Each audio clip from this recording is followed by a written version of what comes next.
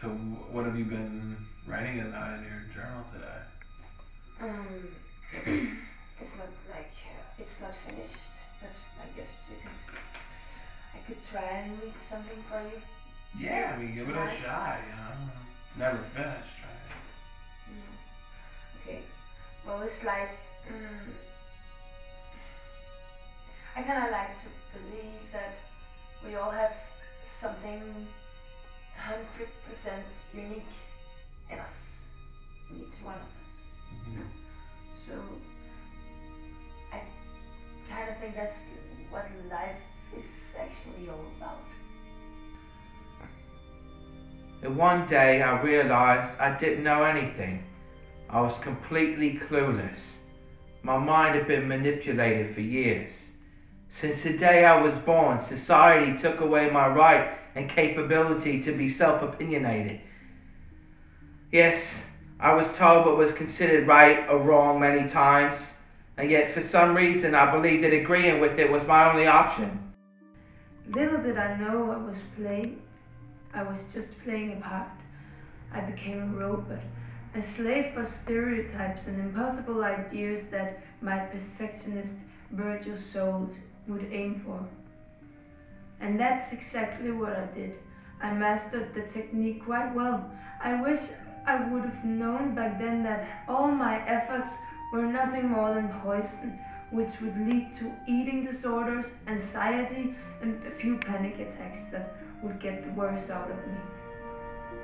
And that's how soon self-hate and overthinking became my daily routine.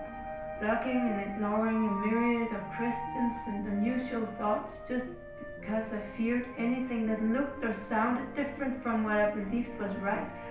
I feared judgment, and the idea of failure made me sick. This fear kept me from asking too many questions to those who seem to have their life figured out. As years went by and I kept aiming for something I was never going to be, I realized something was off with me. Someone would have asked me something as easy as, describe yourself back then, and I would have had no clue what to say. About age 12, I decided to answer my own questions, observing those with a greater authority than mine, age-wise and position-wise, those who had it all figured out, those who succeeded in life. However, I found that they actually seemed to suffer through each day more than they would enjoy it. Constantly living under pressure, hating themselves, not being able to sleep at night, even hiding to cry silently, all by themselves, possibly leading to an occasional therapy session, and why not, some kind of prescription. It was then that I realized I had been wasting all my potential to get up and love myself without feeling envy or guilt or the need to pretend. After reflecting, I started to live, and I met Augustina.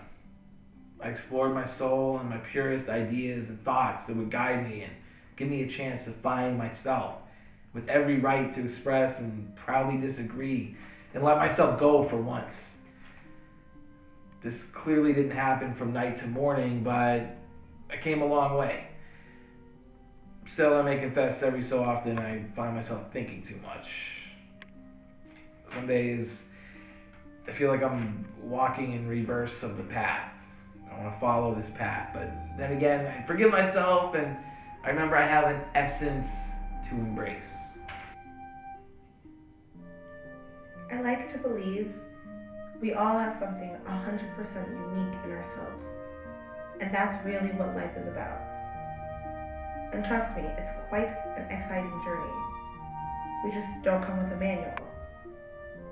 Yet I'll always encourage anyone who feels imprisoned in society and life to start writing their own manual and instructions, starting by changing judging to admiring all those crazy fuck-ups who have the courage to learn how to walk their own path.